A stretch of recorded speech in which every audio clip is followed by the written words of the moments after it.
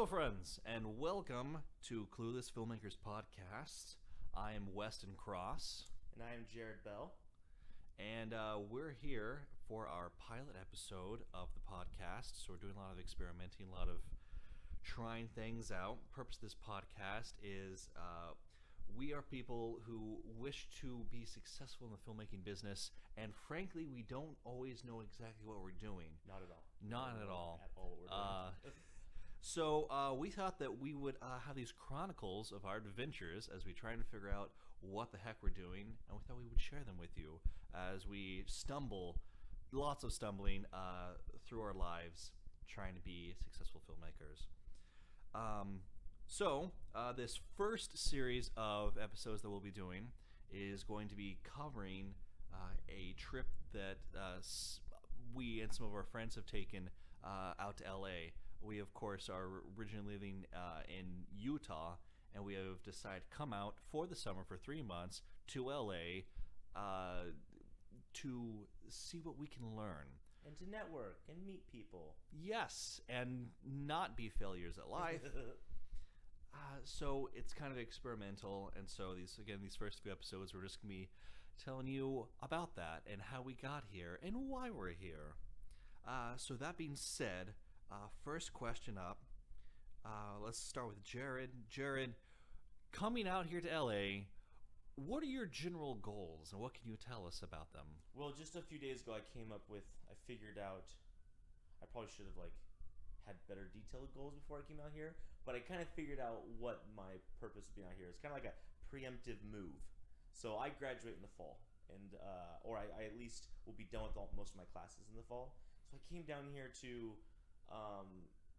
explore myself as a comedian. I did not get an internship like most people did, very unsuccessful. So I decided, I got an email from someone, a comedian that's down here, and she's like, just make up your own internship, just come down here. So I kind of just decided to make up my own little thing, and so I've come down here to continue to find my voice, and to try to meet other people, like-minded people that I can work with. Meet more people like you. Yes. Excellent. And you're taking classes, right? Taking a UCB? Yeah, I'm taking improv classes at the Upright Citizens Brigade. I really like their vision for their students. It's like a full-blown, they treat it like a vocational college. Like they have classes, there's rules in the classes, and they really take helping students find their voice as in comedy very serious. So it's kind of nice being able to find a school or institution where learning about comedy is the focus. So I really like it. And today is actually my last official day of my first class, the Improv 101. We have our graduation show today. That's right. I'll be there. I don't know if anybody else is going, but I'll be there. I'll be out in the clapping for you. It's gonna be exciting.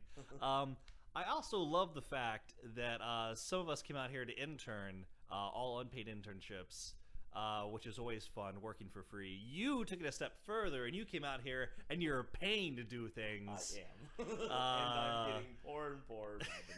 It's fantastic. What would be the point of moving to a big city if you weren't getting screwed over financially? Especially LA. As for myself, what are you doing out here? I am interning. I'm just doing the unpaid slave labor. Sorry. I have decided to get 2 separate internships with 2 different production companies. That's impressive. Getting, 2 internships, it's 2 more than I did. So yes. It's pretty impressive. Yeah, most people come out here to just work unpaid part-time. I get to do it full-time. Ooh. It's great. So I can have 2 taskmasters. Mm-hmm. It's great. The first company is called Atmosphere Entertainment. The second company is called Celestial Pictures, and they're both exciting, and I'm learning all sorts of things already.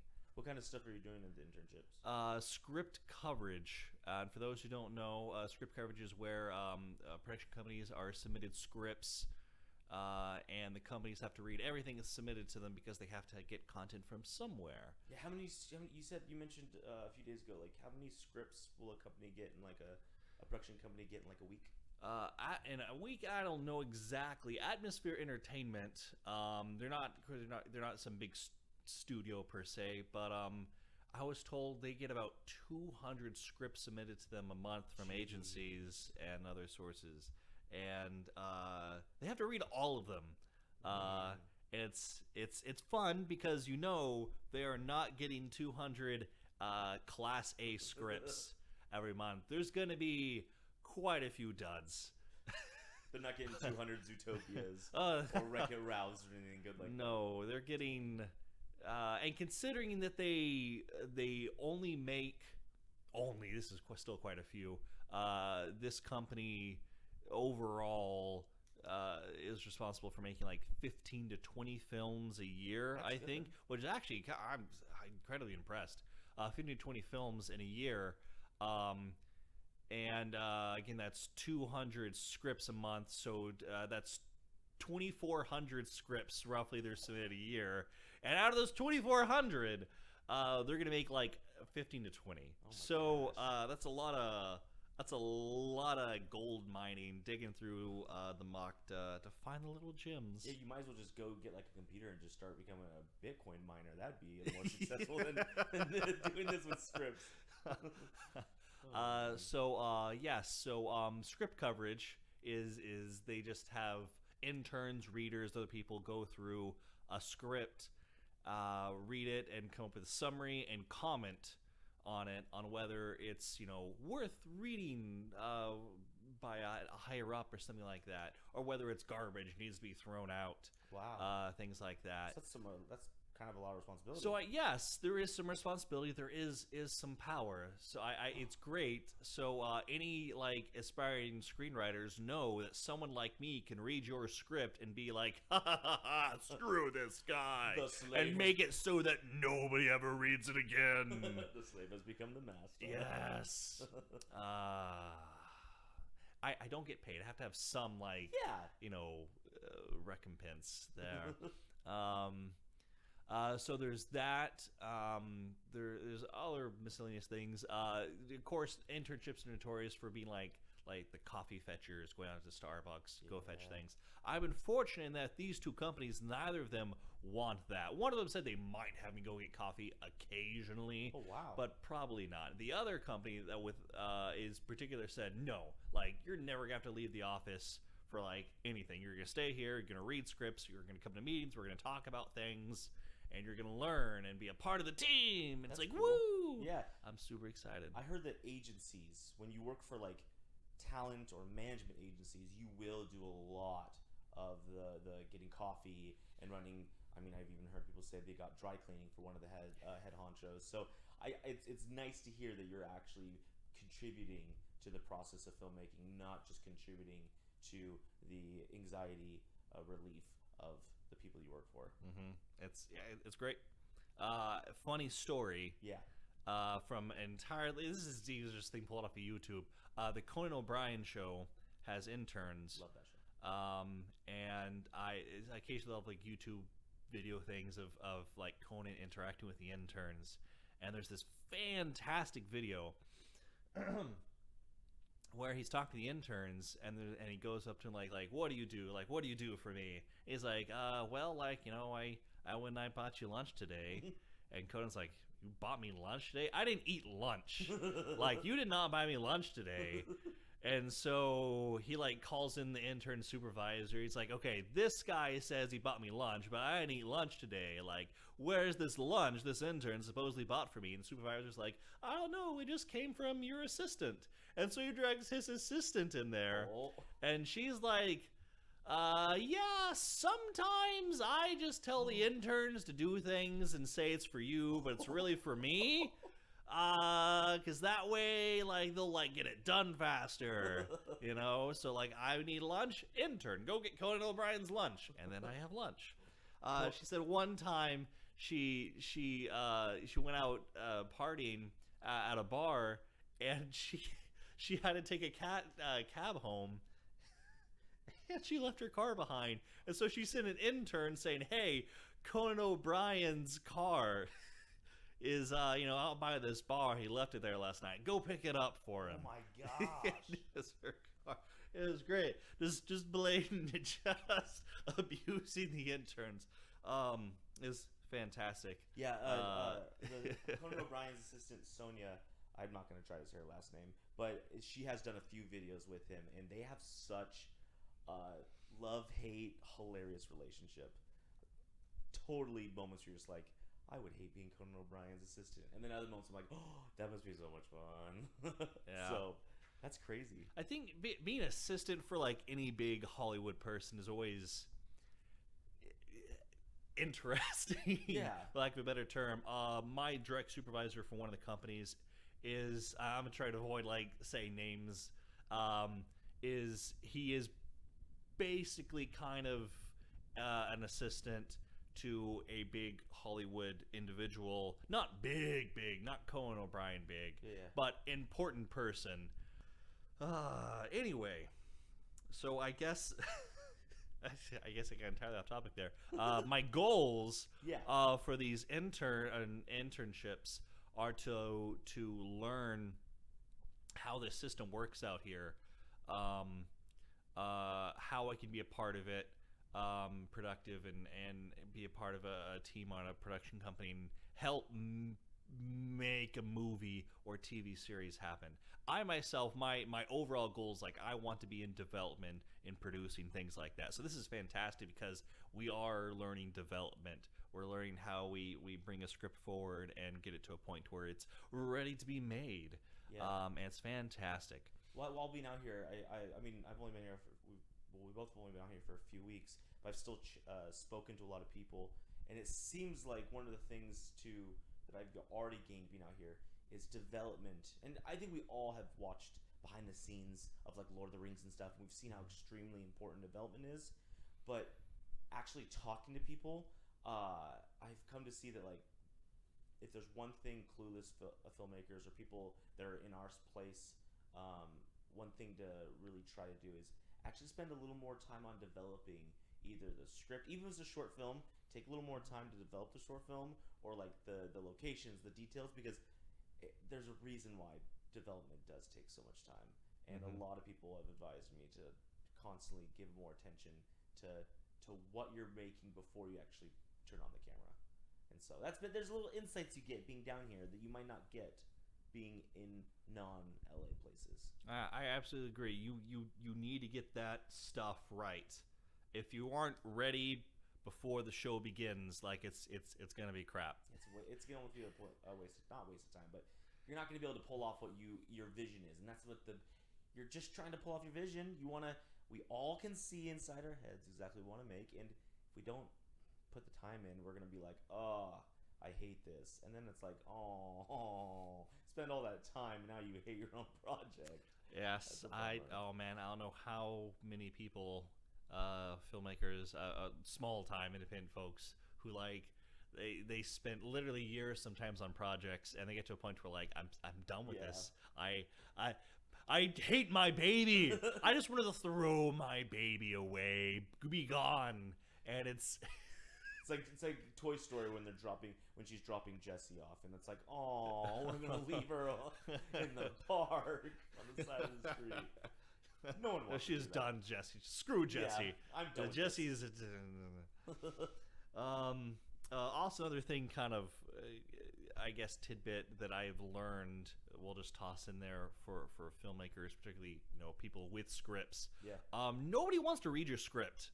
Oh, don't tell me that. I'm trying to become a writer. Don't tell me I that. listened to a fantastic conversation from these gentlemen in development for this very successful company, and they're like, we don't like. They hate it if you come up to somebody and ask anybody in filmmaking to read the script. I mean, we're not quite to that point. We're still low down. But even if like just some like random kid out of high school like wants us to read their script for some random reason, we'll probably get annoyed. But in general, these people who've been there for years and they're in development, they're already trying to get through 200 scripts a month. Like, they have no interest in reading one more. All these other scripts, they're coming through agencies and things like that. And agencies, they vet things and at least make certain like the screenwriters in there aren't like the worst. It makes sure they're at least competent. But some strange off the street, like, they don't want to read that. No.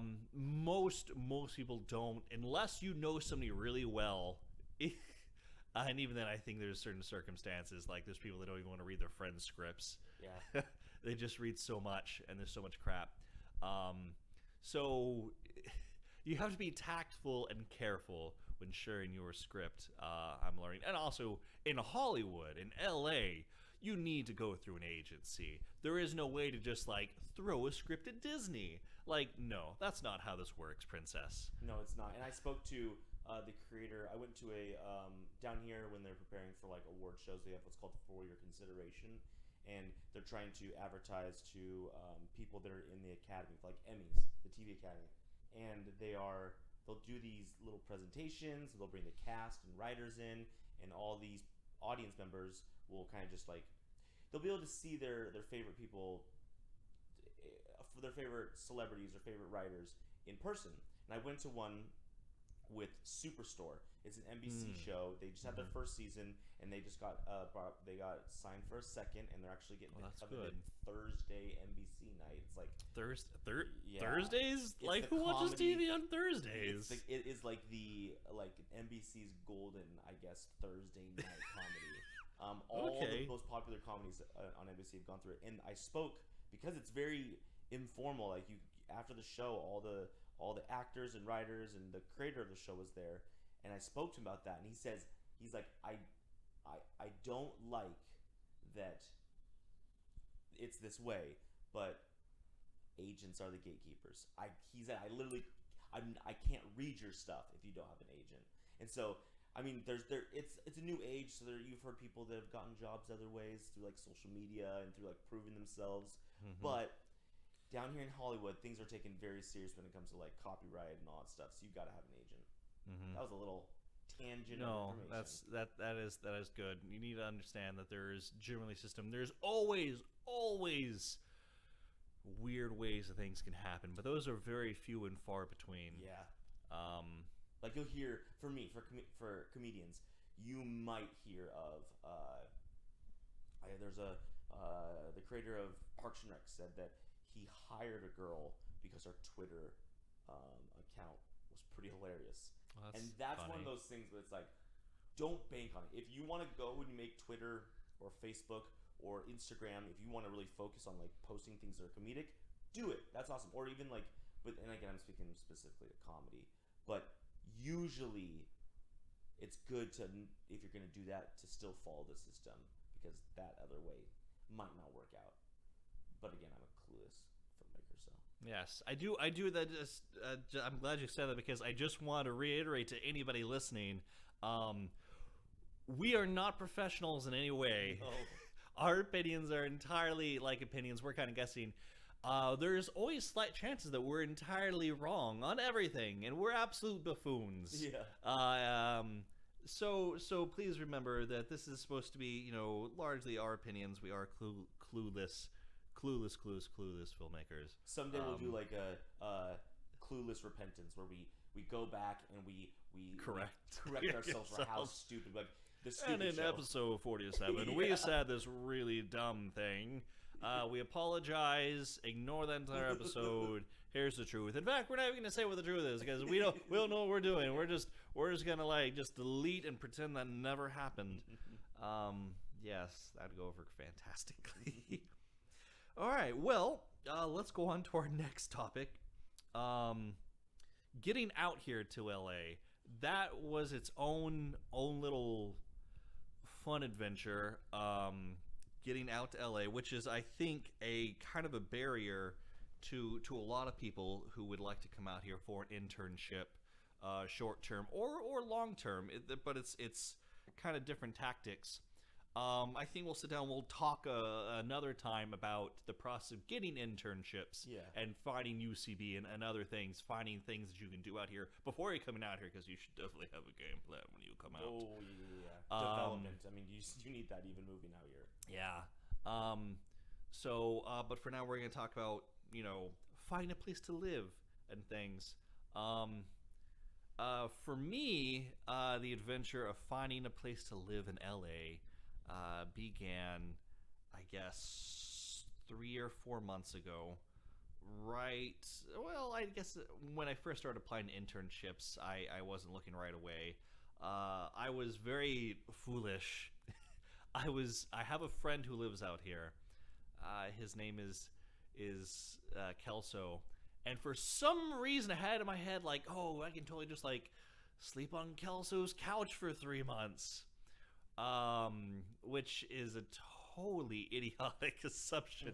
I didn't talk to him at all beforehand about this whatsoever. Oh, no. I don't even know him that well. I met him like one time. I played some games with him online. I just had in my head, so I guess roughly about a month after I first began applying to internships, this would probably be March, late February or March. Okay. I finally called up Kelso. I didn't even have his number. I How had did you find it? I had a mutual friend he's like best buddies with a good friend of mine. Were you guys even Facebook friends? I think so. Okay. Oh my I gosh. don't think he Facebooks a lot. Again, clueless filmmakers. Yeah. All right, this is entirely stupid. I admit my faults. I got the guy's number, and at first, like, I just through my friend said, "Hey, tell Kelso that I want to talk to him about maybe staying at his place, or like if maybe he knows some other people that I could rent a room from or something." And so my friend's like, "Yeah, sure, I'll let him know. Like, here's his phone number." He said, "Sure, just talk to him. Call Kelso, talk to him." And so I call up Kelso finally, and I'm like, "Hey, dude, like, I wonder if I could maybe stay at your place, rent a couch or room for 3 months. If you have any friends?" And he's like, "Yeah, I got a roommate right now that he's paying rent and stuff, and he's not going anywhere anytime soon." And so, like, that idea kind of sunk very quickly. Shot down.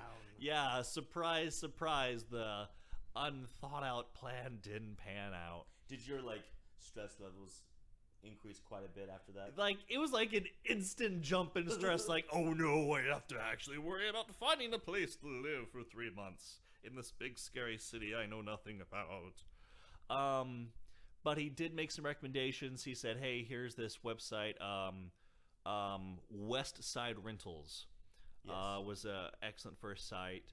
He also said he talked to some friends, see if any of them had places that they could rent out that wound up coming back as nothing.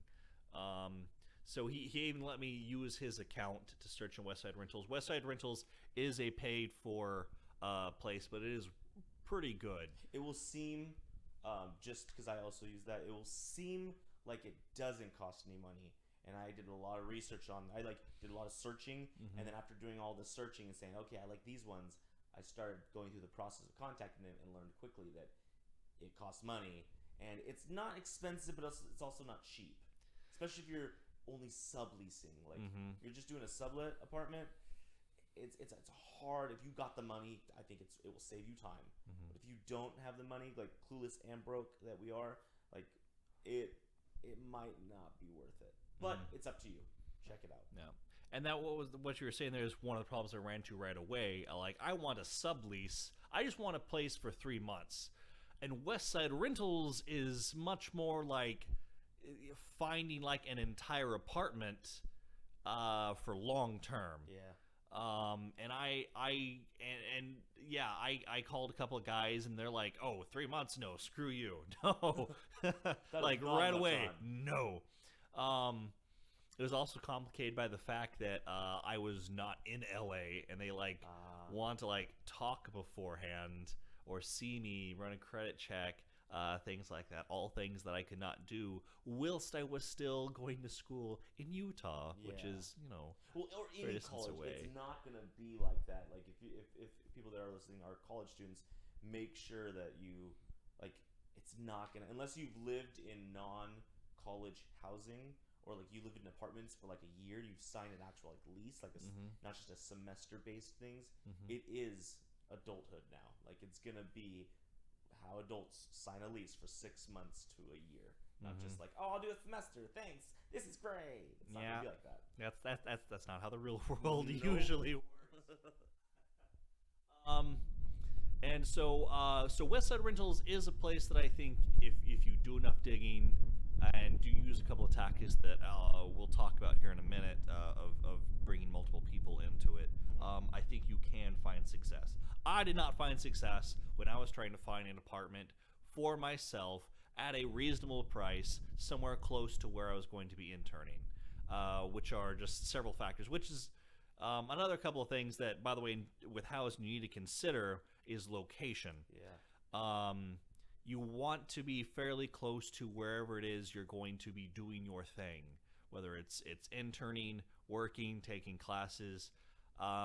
In case you haven't heard, LA has horrendous traffic, which has been a fantastic thing to adjust to. Which I talked to someone a few days ago, and they said a few years ago, this traffic existed like on the freeway and stuff, but they said that like this traffic like on Sunset or like Hollywood Boulevard, Hollywood was kind of, he said, busy, but he said it's just been the last few years since all these apartments have been popping up that weren't normally here. That traffic has gotten that bad because of that, but Hollywood hasn't, or LA hasn't always been like that, which is crazy to think. It is crazy to imagine the streets not being jam-packed all the time and taking, like literally 5 minutes to go a mile, which is just terrifying. It's not good. So yes, you are going to want to try and find a place, if you're planning on coming out to LA at any time, very close to where you are working. For instance, I got super lucky. The place that we're living now is like 1.2 miles away from one of my internships, and I can walk there in like 20 to 25 minutes, or drive in like 7-ish minutes. It's parking's another thing entirely. Well, that's another story. So consider that you want to be close. Otherwise, you'll spend all of your time in traffic. You'll be late all the time, and you're spending money, driving, gas, whatnot. Because the thing about it that I started realizing is that LA, I mean, it's a major city, and all of us know that major cities, they term, when they say the city of LA or the city of Seattle, there's actual, like, it's a blanketed term. And so all of the studios and all of the different all the studios and places you might intern at, they're not all centralized in one primary location. There are little collections, pockets, like, Burbank, Hollywood, Santa Monica, but Santa Monica to Hollywood, even on a Sunday, can take up to 30 minutes to drive, and that's a not as big of as traffic. I mean, we have a friend that travels from Hollywood to Santa Monica, and some days she's spending an hour just driving one way. And so you want to figure out, if you can figure out where you're located, because if you can get the internship first, get that figured out, there will be some strategy into where you're going to place yourself housing-wise. Which, of course, that is another problem that you just kind of have to deal with, because sometimes these internships won't get back to you until just before it starts. And you want to try and kind of be looking for housing well before that. It's very complicated. It is not easy. No. There's a lot of guesswork doing. I have been entirely lucky between my housing and internships, how it panned out location wise. So going back to the story of finding housing, did West Side Rentals, that didn't pan out. Then I looked into Airbnb, which is kind of popular things these days. Airbnb was originally designed to be like a place people renting out like rooms and stuff for like the weekend. It's supposed to be an alternative for hotels. However, Airbnb has become an apartment kind of thing too. People will open up their homes and things for longer term, and sometimes they'll give discounts on rooms and things if you rent for like a week at a time or a month at a time. So I went to Airbnb and started investigating there. I went there too. Yeah, and it has some great places. However, I quickly discovered that all the best and least expensive places, kind of for like long term, are booked well in advance. And by the time I got to Airbnb, it was May, and I was coming out here in June. Yeah. So I was finding these places that were reasonably priced, booked for the entire month of June and July, but August was open. Which, yeah, I'll be here in August, but I kind of have those first 2 months to take care of. Yeah. Which another quick thing, I guess not even quick thing that should probably, you know what? We're not even gonna talk about that. Money's gonna be a different topic entirely. I was gonna talk about price of apartments. We'll talk about money another time entirely. We're just finding a place. So Airbnb wasn't quite working out. I had some places. I even came up with a plan of like, okay, I can stay in this place for 2 weeks, beginning of June. I can move in this place over here for 3 weeks. And then I just would have been like popping back and forth to different places on Airbnb. That would have been so stressful though, like especially with the parking situation, moving. which is a frustrating thing in of itself.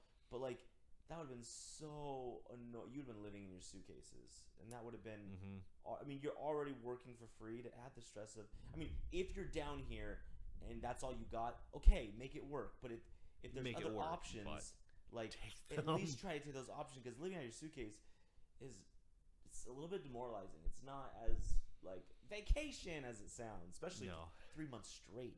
3 months living out of your suitcase, in different places, and you have no idea. Those people that you'll be living with, you know nothing about them. Like, yeah, there's some reviews on those people on Airbnb, but you can discover when you live with somebody for 2 or 3 weeks at a time or something, you discover lots of things about them. You may not like all of them, and if you can't always get away from them, but again, if the situation calls for it, you might just have to make it work if you really want to be out here doing these internships. There's that. Airbnb, just a quick thing, is if you can jump on something where, like, especially if you can find either like a private room or someone just looking for one person, because a lot of times you'll be sharing it with other Airbnb-ers or whatever, I don't know what they're called. But if you can find, there are some reasonable prices, and people tend to, because they need to add amenities, because it's in between, like you're saying, just like someone subleasing on Craigslist and a extended stay hotel or room or motel, and they give you there's like amenities, like they'll take care of you, and so if you can find something that is reasonable price and it's a great location and you get to it quickly, I say go for it. But you and also myself, there wasn't a lot of options. There were not a lot of options. I mean, there were some, but they were just like, far overpriced or like really sketchy, really far away. Or like 8 people in the same room and still overpriced. Like those ones, if I'm living with 8 people in bunk beds, I'm not going to pay the same price or just like $50 less than staying with someone that is going to have their own room. Like that's not my thing. That's not my thing. There were some places on Westside Rentals and a couple other places I found something interesting that people might want to consider. I found these kind of dormitories that were specifically designed for interns, students, things like that. That looked really cool and fun, actually, where they just had like bunk beds with like 4 people or something in a room. Were they pretty inexpensive?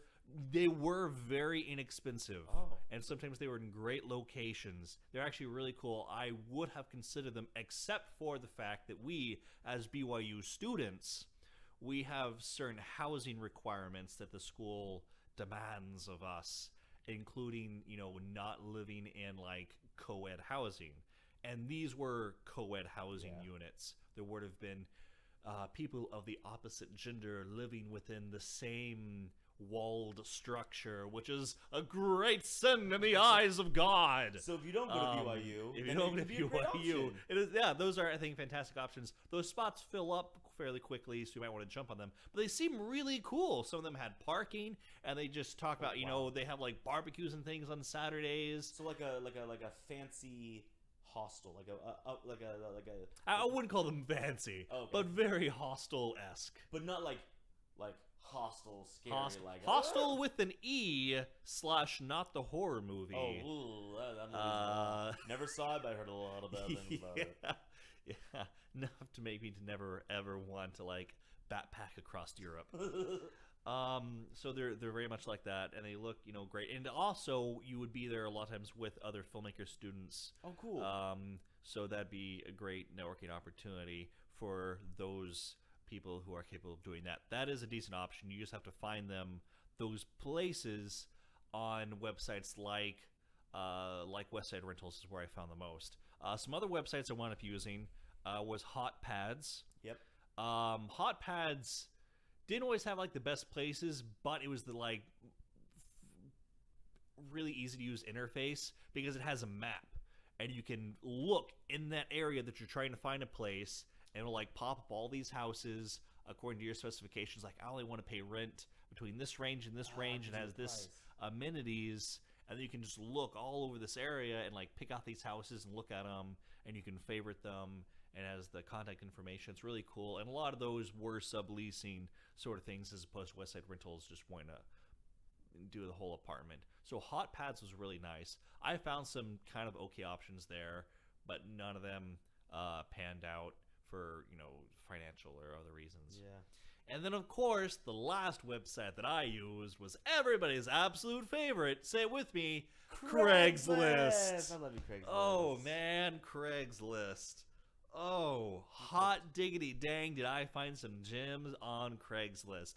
My favorite was the one Do tell, Westin. Do tell us your favorite Craigslist experience. It was literally a S&M bondage dungeon. Oh my gosh. The first picture that they show is like an little X body binding thing, kind of like a cross that you get strapped down to. And the guy is like, "Hi there, I'm an S&M enthusiast, Dom, looking for someone to move in. You don't have to be an S&M, but it's really great if you are." Oh my gosh. And this wasn't a scam, this is legitimate. I mean it looked completely real. Didn't look scammy at all, just creepy as all get out. And yeah, every single photo was a piece of equipment from the S&M dungeon. It wasn't even like the They didn't even show the bed. It sounded like it was a legitimate place that just happens to have all these S&M goodies. The Torture X, and this Torture X is your bed. You don't need sheets, and you can just kind of lock in, and you'll be good for the night. Oh man, it was, oh my goodness, it was so great. It was so tempting just to call him, just to verify that this man was real. Wow. So there was that. There was other places that were nice and sketchy, like you can see the walls falling apart. And I think you actually got, like, you had to deal with a few scams, right? Like there's a few that were like, or like people that would say one thing and then totally just not say what they were gonna do. I did not have anybody myself that was like blatantly scam. I've had that before, with housing to other places, but I did not encounter straight up scams. I encountered people that were really confusing, like they wouldn't fully answer my questions. It's just something there doesn't balance out. Like, this doesn't sound right. It could have been real, but once it got to a certain point, I was like, you know what? I'm gonna stop replying to these guys. Yeah. But I both went through and looked at ads and contacted people, and I put up a personal ad in there saying, "Hey, I just need to rent a place for 3 months. Call me." Oh, did you get any off of that? I got several offers. In fact, the sketchy ones I got were from that. Because like just contacting people. I mean, if you write an ad trying to rent out a room or something, and I got close on some of those, and then they would like rent out to somebody else. Dang. Or they'd be like, "Okay, let me just check something else and I'll get back to you," and then they never did. Do you want to add some stories and things? Yeah, I definitely think like the whole money we talked about will be another time. I think that include that as car, because it really depends on like if you're going to do an internship. A lot of internships want you to have a car, and that for me was a whole nother story. I almost did come down because of a car. My last car was really bad, like really, his name was Gus, and the car, if I didn't have an alternative car to bring down here, I wouldn't have come down, because Gus had a terrible transmission and everything. So if you're coming down here as an internship, or you might need a car, but that really depends on personal preference / whatever you go for. Coming down, when I started going through the process of looking for places, I think I did exactly what I did. I Googled all the sites, rental.com, all the like the one you mentioned. I think there was a frog pad one that was really strange, but it had like a lot of misses. They just were old posts. I found an incredible one. This one was inexpensive. It was a small like addition to like a house, or it was like a really small room, which would have been great because I wouldn't need to spend a lot of money. And I text the guy. I'm like, hey, I'm really interested, and you mentioned these type of personality traits. I got all that. I think would be great. He's like, oh, that post is from like 6 years ago. I was like, what? Why is it still on 6 years? It didn't have Why is it still anywhere. online? So I was like, this is stupid. This is dumb. So what I did, you also were doing this too, and this is the best advice I think to actually start with, is whatever community, or like if you're religious, or if you're even like if you have a community that your parents of like alumni or of like college alumni, start with them. Because I started after I had the first few unsuccessful moments with like Craigslist and stuff, attempts. I went to, being LDS, I chose to serve a mission, and my mission president and the people I served with for 3 years, there's a Facebook page. We have a Facebook group, and I posted, hey, I'm going to be in LA. Does anyone have a room they'd be willing to sublease, or do you know of someone? And that actually brought success. And then a few of those, so I went, because I have a big religious community, I went that route where I contacted all my religious groups. So on my mission, I served in a few wards in Phoenix. They have Facebook pages. I posted there, hey, same message. I posted on my Facebook page, and that actually brought me a lot of success, where I started getting offers like, hey, I know someone in Valencia. Hey, I know someone in down in Inglewood. And then I did find one that I was ready to get, and it was down in Santa Monica, and it was only going to cost like $600 a month. The first week or two was going to be sleep on the couch because the guy was moving out, but they were going to drop the rent a lot for that. And I think there was parking. It was fantastic, but because of my car issues, I didn't take it. If I would have been prepared, I would have taken it. It'd been great. So I think whatever, if you're not religious, if you don't have a religious community, look for maybe a college community of people, maybe filmmakers you've worked with. But having connections down here, even if they don't have a place, they know people that have places that really work. And that's where you and I found where we're living is the congregation here in LA, the wards down here. They've had so many LDS folk that are either coming from BYU or moving out here into like a singles ward. They have made pages specifically for people to post, hey, I have an open room, like in a blog. And that's where we found the place we're living in right now. Yes, LDS housing website. That was fantastic. I originally went there. That was actually one of the very first places I went. I went there at the same time as Westside Rentals. However, I was not very successful because there was no. It was mostly postings like, "Hey, I need a place." So I sent them my info, and they put my stuff on there where I wrote up a little spiel like, "Hey, I'm Westin. I need a place for 3 months, please, help me out if you have a place. I just want to pay less than $1,000 a month, and I just need a room for 3 months." And I did have one guy got back to me like the very next day, and it looked really great. It was in Glendale. Okay, that's not bad. That's not bad. Not a bad location at all. Decent price, had parking, all these things. Wow.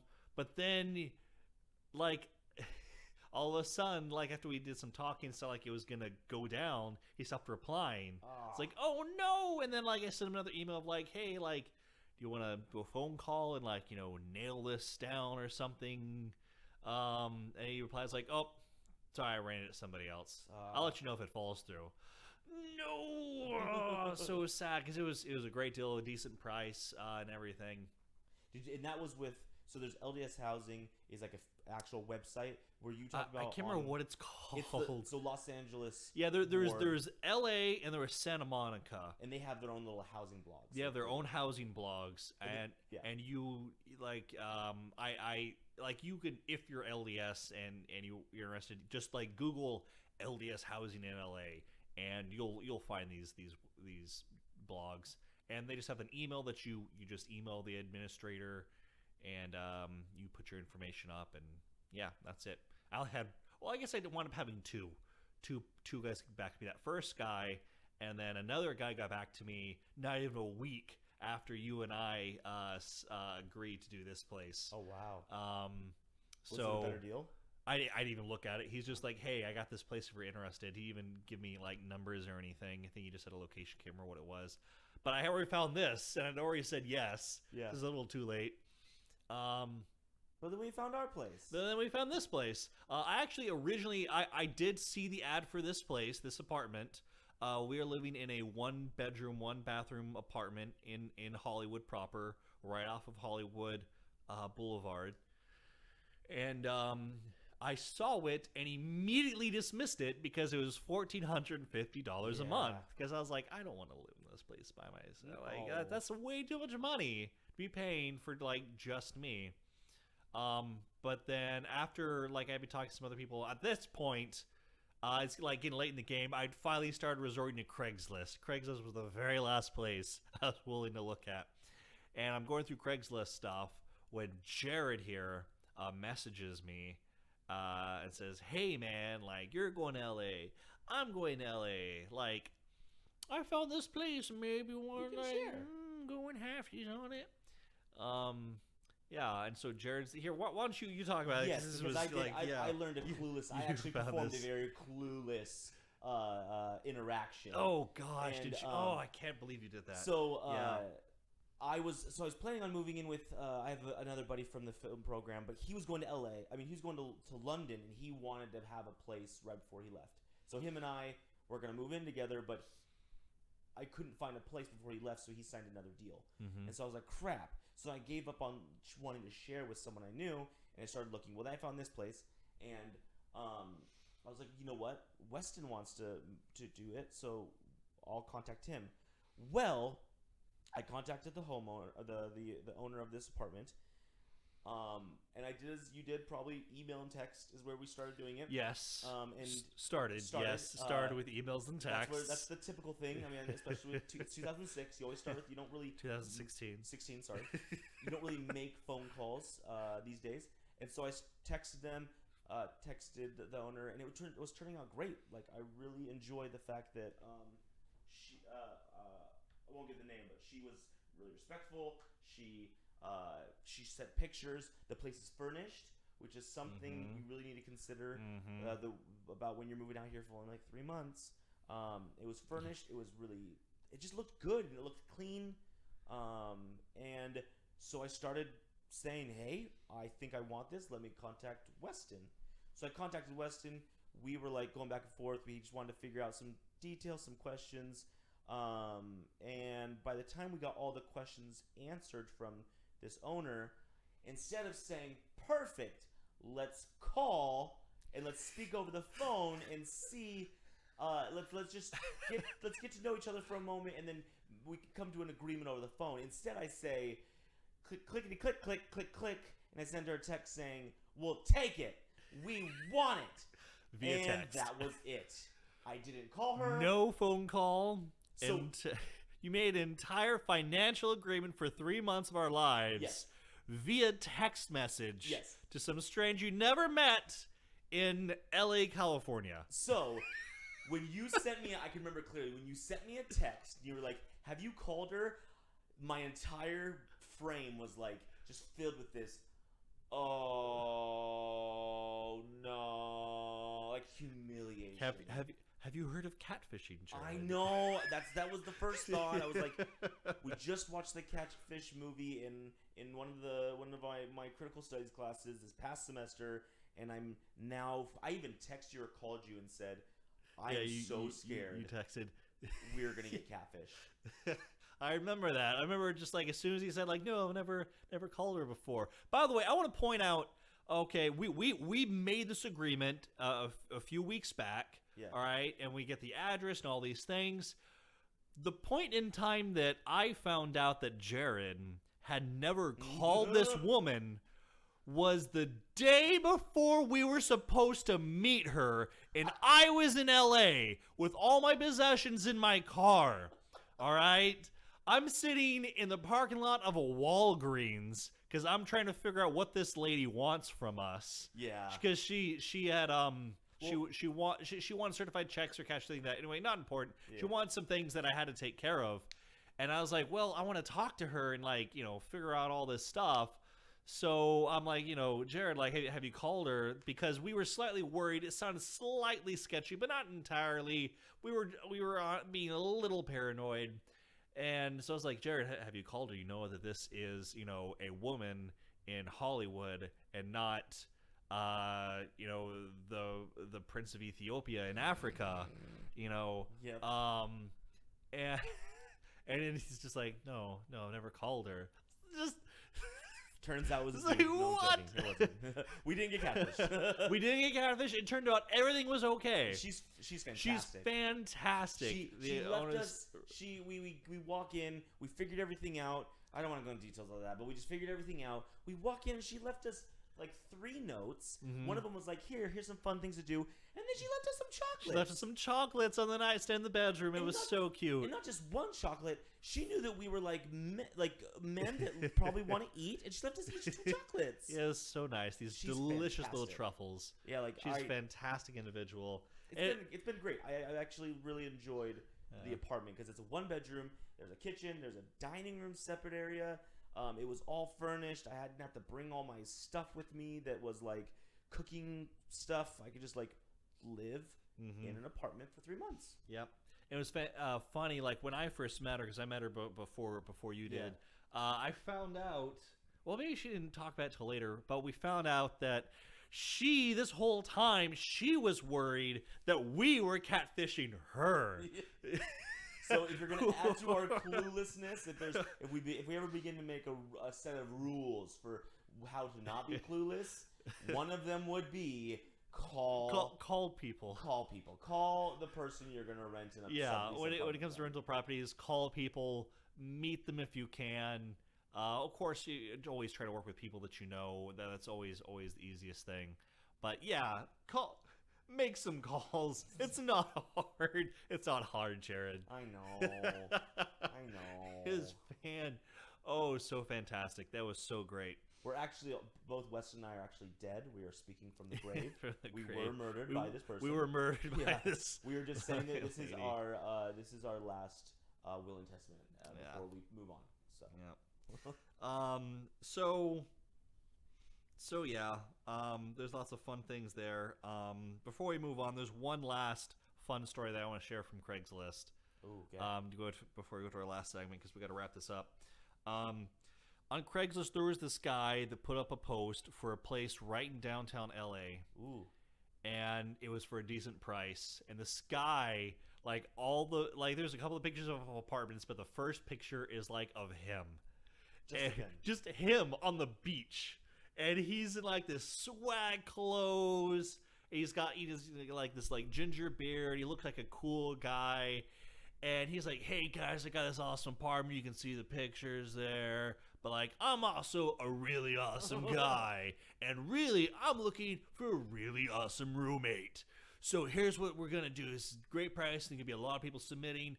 Submit to me why you would make an awesome roommate. Oh it was like this hilarious application to have the honor to live with this guy. It just so much douchebaggery. Like, he did sound like a cool guy. He did, these sports things, and he might have been fun to live with, but it's just like, just so arrogant, like I'm the best. Everybody, tell me why you deserve to live with me. Only if you have pecs that are as big as mine can you stay with me.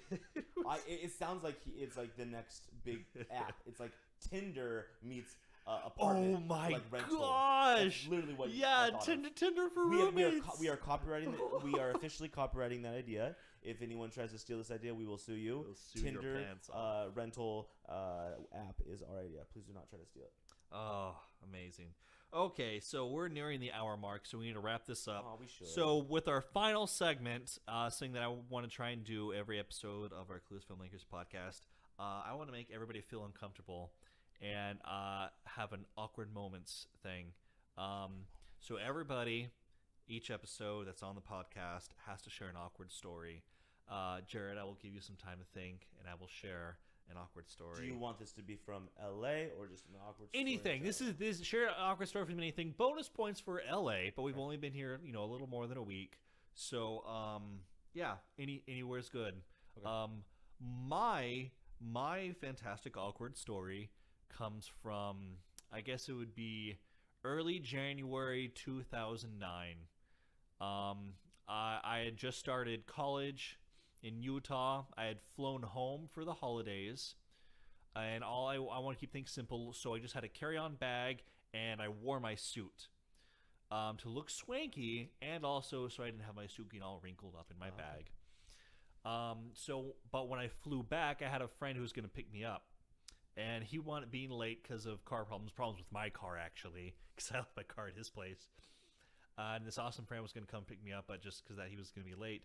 And so, after a long flight and things being delayed, and it's, late in the day, I have a very sensitive stomach, and I have a terrible digestive system. In fact, many of my stories revolve around my terrible digestive system.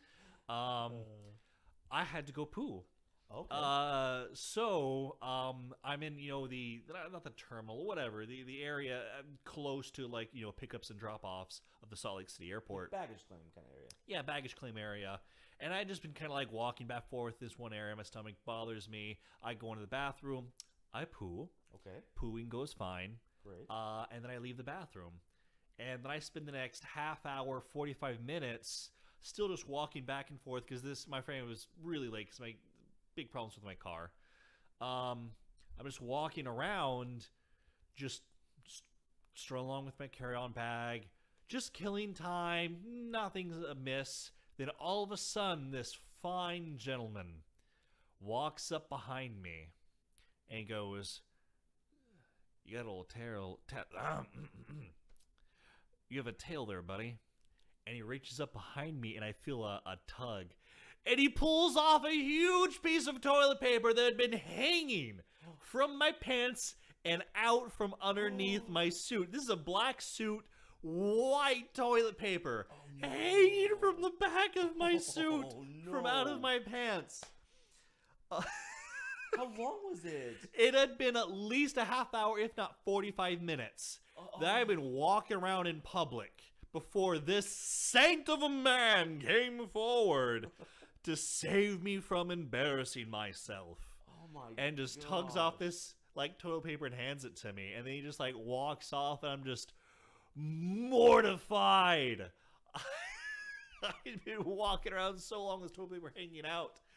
I just had to leave. So I went to it's not that big of an airport, but so I went just to the opposite end of the airport and just sat in a corner quietly, far away from all the people who had seen me and who had said nothing. They're dirtbags for nobody saying anything for so long.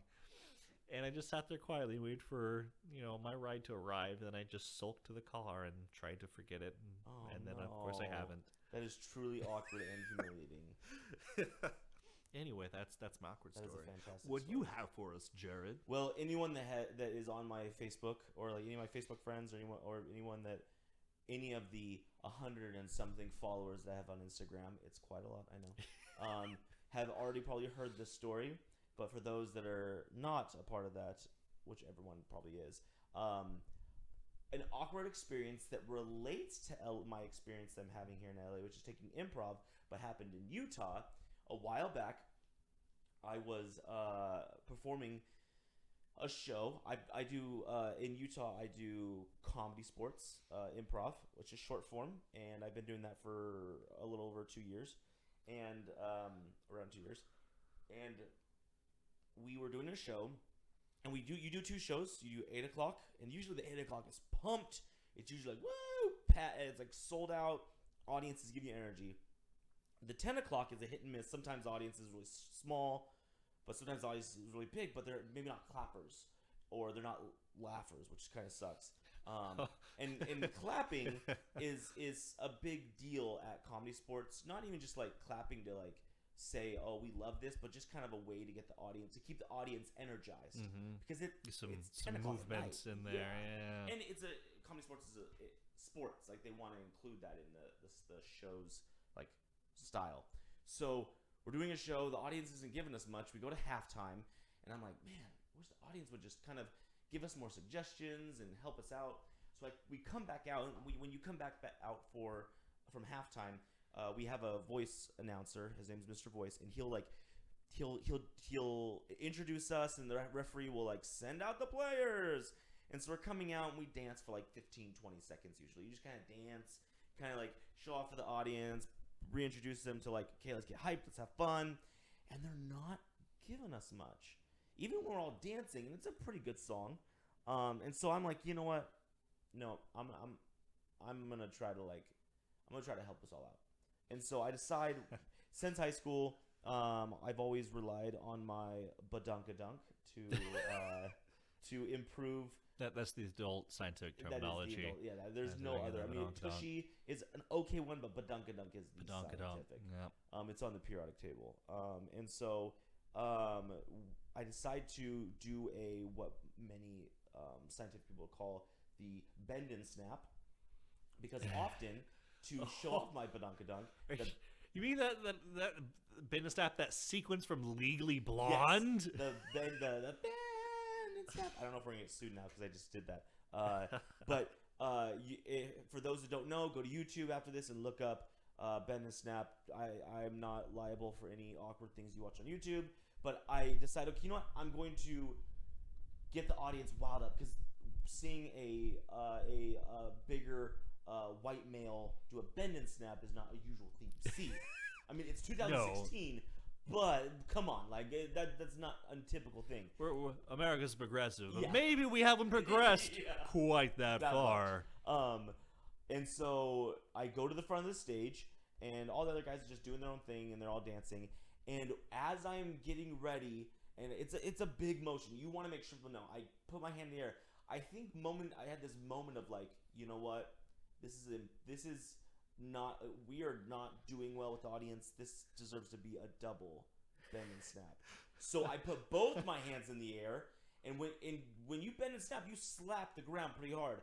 And as I'm coming down, and I'm like, this is gonna get them pumped. This is it. This is gonna do it. I slap the ground, and right after I slap the ground, and I begin to return to the stand-up position. Again, I'm standing in the front of the stage. My butt is directly pointing at the audience. From the top of the seam to the bottom, my pants pop. Oh! They rip right open. Oh! And it is audibly loud. People told me they heard this pop, and I thought it was a slam. No. So it happened in slow motion. I slapped down and then rip. And it was the most humiliating thing, because the whole audience, and it's a mid-sized crowd, went, oh! And the crowd roars in eruption. Oh. I realize it. My face goes red. All I can do is lay face first on the ground, because I want to hide my face. And I'm not realizing that, like, the way I'm laying down on the ground is showing off my underwear worse than when I popped it. And so I'm laying there. The audience is dying. I feel uncomfortable. I get up. I walk off stage, and everyone's like, "Are you gonna come back?" And I come back with a jacket tied around my waist and play with that for the rest of the show. And so, just to finish off the story, because it's humiliating, all of the players for the next like few weeks, I played once a month because I played once a month, and the following month for my next show, the players backstage are just like, I guess before I got there, they started talking about how I ripped my pants, and they were laughing about it, we were chatting about it, they were giving me crap, and they would. And even during the show, they're giving me it was like hinted at. And I'm doing a scene, this is 1 month later, I'm doing a scene, I'm playing, it's like greatest hits, and it's Broadway. And I'm doing this scene, and if your theme is Broadway, you got to get into it. And I was with the scene partner, and we're going at it, we're having fun. I'm like, you know what, this is Broadway. I go up to kick, and I rip my pants again. Are you kidding me? I ripped my pants again right down the middle of my crotch. And it was if you want to see comedians die from honest stupidity, it's on my Instagram, at JaredBell90. I have the video. Someone caught it on tape, which is incredible. It shows me we weren't talking about it for the last like 30 or 40 minutes. And when I ripped my pants, the audience erupted. The players just collapsed in irony. The irony had murdered their consciousness, and they collapsed.